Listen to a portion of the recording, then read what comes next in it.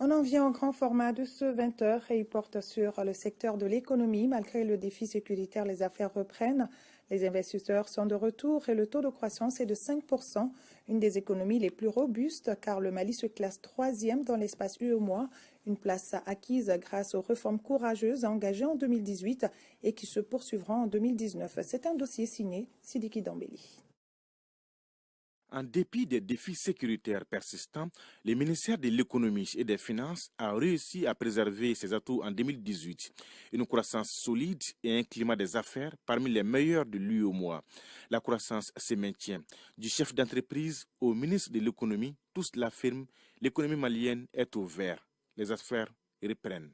L'économie malienne se porte relativement bien. Quand on regarde les indicateurs traditionnels auxquels nous nous référons, auxquels les experts se réfèrent pour évaluer la performance d'une économie. Le taux de croissance économique est un bon exemple et il oscille au Mali à peu près à 6%. Malgré une crise et malgré un environnement économique assez compliqué, nous avons quand même pu avoir une économie stable qui a quand même également progressé. Avec un taux de croissance de 5% consolidé, le Mali a réalisé bien des prouesses en 2018 sur son budget national. Financement de la mise en œuvre de l'accord pour la paix, la mise en œuvre de la loi d'orientation et de programmation militaire, l'organisation de l'élection présidentielle. Sans oublier les avantages accordés aux salariés, le renforcement des crédits alloués au secteur de l'agriculture, aux infrastructures et aux dépenses en capital en vue de stimuler la croissance et la création d'emplois. Si vous avez remarqué toute cette croisade que le ministre des Finances a menée récemment contre de grosses entreprises qui avaient des retards de paiement de ce qu'ils doivent, ça montre un peu comment encore il y a des efforts à faire dans ce domaine. L'autre élément d'analyse, c'est un peu que nous avons encore une économie qui repose en grande partie sur la fiscalité de porte. Il faut que les impôts puissent apporter plus d'argent que la douane pour que nous ayons une économie dynamique. Du côté des comptes publics, les résultats sont satisfaisants. Le Mali est plutôt bien placé comparé aux autres pays membres de l'UEMOA. Dans l'espace UEMOA, 8 États, le Mali est aujourd'hui la 3e économie en termes économiques constants réels. Et cela est avéré par la discipline dont nous faisons montre. Les critères de convergence valables en vigueur au sein de l'UEMOA sont intégralement respectés par le Mali.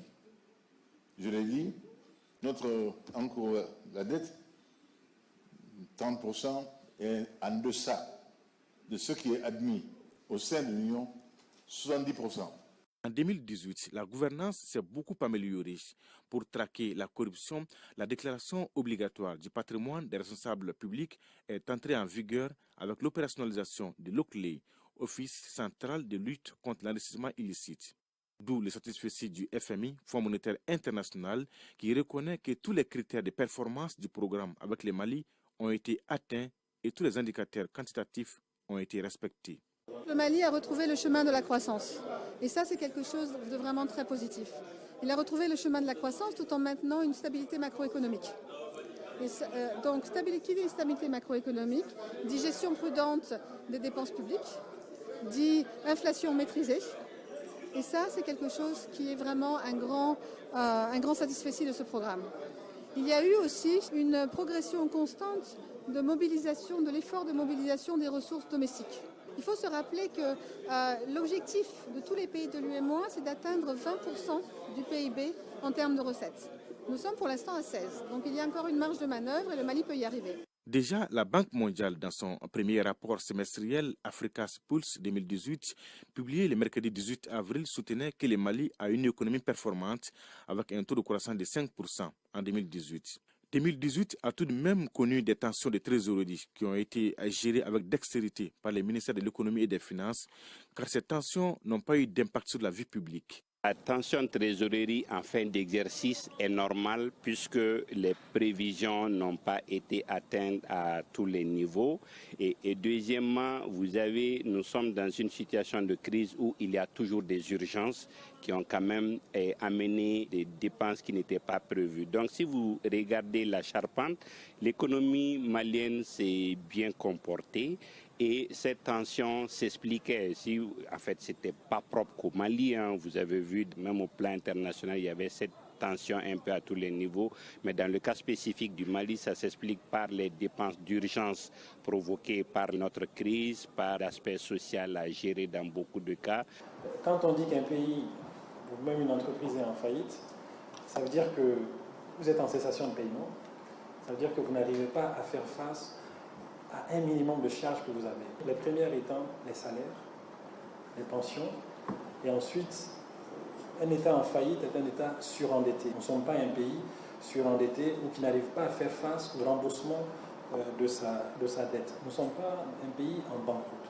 Aujourd'hui, Dieu merci, les salaires sont payés régulièrement, puisque nous payons généralement les salaires presque 10 jours avant la date légale, aux alentours du 20-21, c'est positionné au Trésor. Les salaires sont payés, les pensions sont payées en République du Mali. Chaque mois, ça vous fait à peu près une cinquantaine de milliards de francs CFA. Si vous voyez que le Mali, quand il sort sur le marché pour lever des fonds, le dernier en date, nous avons cherché à peu près 70 milliards, nous avons eu 103 milliards pratiquement, c'est parce que notre signature est crédible. Et la crédibilité de la signature est liée au fait qu'il n'y a jamais eu un défaut de paiement de dette en ce qui nous concerne en tant que pays. C'est au regard de toutes ces considérations que le budget d'État est résolument tourné vers l'avenir.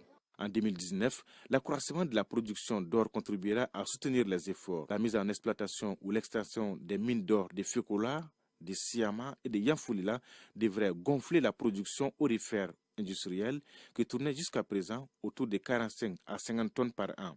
Cette stabilité macroéconomique doit être consolidée et renforcée à travers un budget qui améliore la qualité de la dépense en dépensant efficacement les ressources limitées pour créer l'espace budgétaire nécessaire aux dépenses favorisant la croissance. L'introduction de la culture de la gestion axée sur les résultats devra faciliter l'atteinte de cet objectif.